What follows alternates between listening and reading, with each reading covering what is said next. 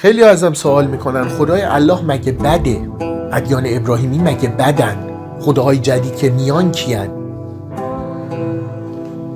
مردم، من به عنوان استاد ماورا دلم نمیخواد که حقایقی رو خیلی سریع بگم، چون گوشهای آماده پذیرشش نیستن.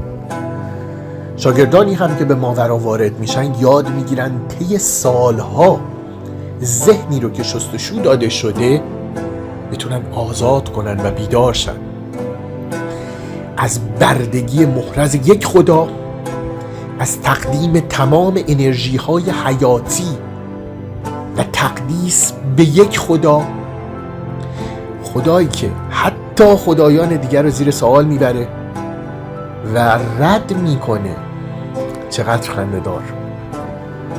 و اگر اسکیلی بزرگتر از بعد سوم رو میدیدید میفهمیدید که چه موجودات زیادی در بعد چهارم زندگی میکنن و چه خدایان زیادی در بعد پنجم زندگی میکنن. در سرنوشت بشریت چقدر سالیان سال تاثیر داشتن و این خدا، خدای الله، چقدر جوانه، چقدر خامه و چقدر طماعه.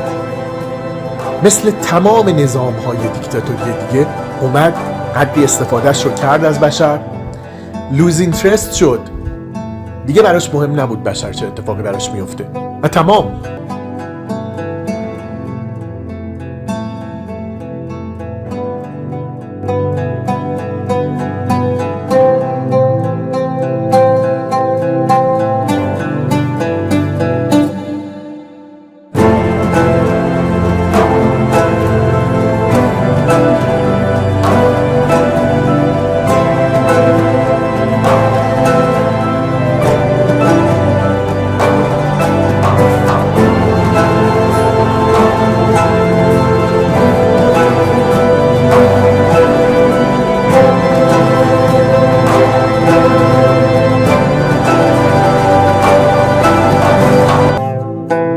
دارن بشر رو به بردگی میکشن، دیکتاتوریش رو ادامه میدن.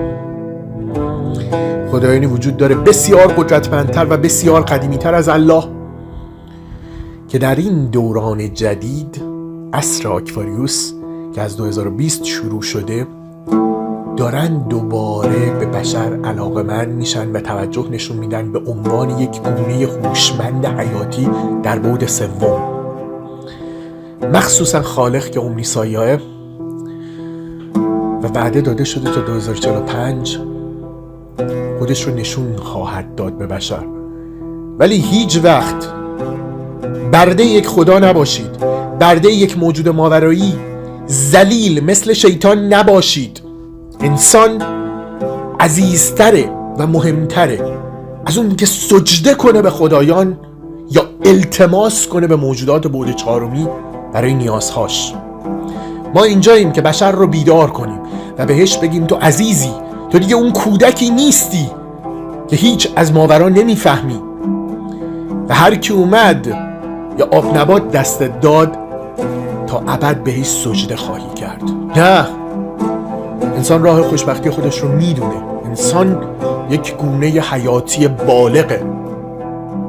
انسان برده هیچ موجودی و هیچ خدایی نیست. انسان عزت داره و ما داریم بیدار میشیم. اگر خدایی رو دوست داشتیم بهش عشق میدیم، ارادت میدیم. اگر موجودی رو دوست داشتیم باهاش همکاری میکنیم. ولی این یک روند پایاپایه برای بشریت، زمان که بشر احترام خودش رو داره و نه اینکه اونها به عنوان یک گونه حیاتی ذلیل به ما نگاه کنن و مثل الله از ما سوء استفاده کنن. خدا چیه؟ شیطان چیه؟ کمپانی وجود داره به اسم الله که رئیسش خدا، ادیانی رو آورده برای تبلیغ خودش، ادیان ابراهیمی. زیردست‌هایی رو داشته، کارمندهایی رو داشته. این شیطان هم یک کارمند اون بوده، مثل آرکانجل های دیگه، و فرشتگانش براش کارهاش رو انجام میدادن. در سطوح پایینتر، در این بعد سوم، نیاز داشته به هاروست کردن انرژی موجودات و کمپانیش رو آورده. مبلغینش کیان؟ پیغمبرانشن.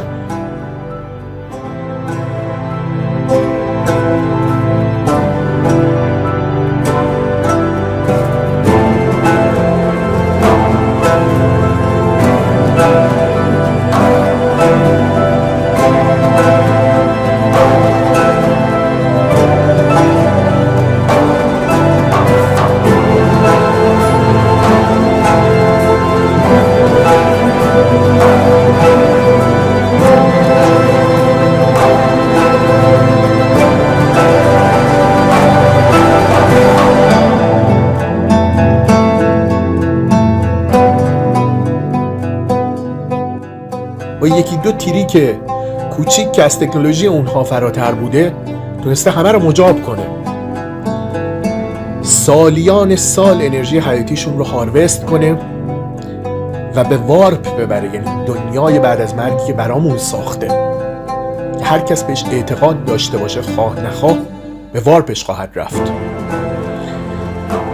بله، جهنمی که بسیار دردناکه و بهشتی که بسیار معمولی تره از همین دنیایی که الان داریم. دیکتاتوری که با ترس امپراتوریش رو جلو میبره.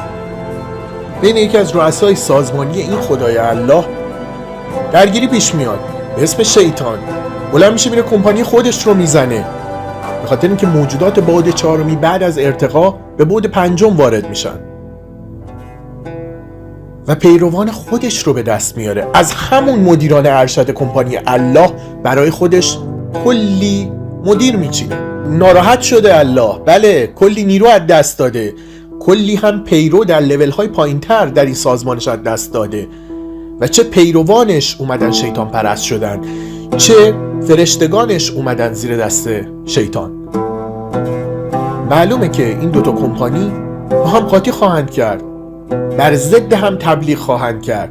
شیطان پرستان برعکس هر آنچه که خداپرستیه انجام میدن، خداپرستان برعکس هر آنچه که شیطان پرستیه. خدا و شیطان کیان؟ بشر بیدار شید. اینها مهره های کوچیکی هن بین بیلیون ها خدا که رحیم ترن، که بشر رو بیشتر دوست دارن. وقتی ما میگیم لیلیت، به تجربه رسیدیم خدایی که صدای ما رو گوش میده، خدایی که ما رو دوست داره، بشر براش عزیزه.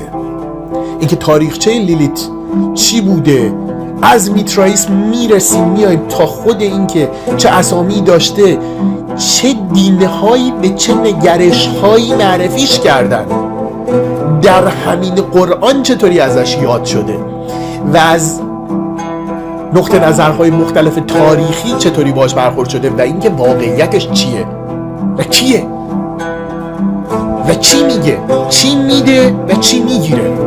همه خدایان و موجودات ماورایی رو من بعد باید این شکلی ببینید، مثل شاگردانی که تقریبا 1 سال با من کار کردن و متوجهن. ما موجودات ماورایی رو دوست داریم یا ازشون متنفریم؟ مثل روابط انسانی مونه، تقدیسشون نمی کنیم. کاری برای ما انجام میدن، کاری براشون انجام میدیم. بله، ما مفیدیم، بله اونها نیاز دارن به ما، بله کارهایی مثل عبادت اونها بهش نیاز دارن.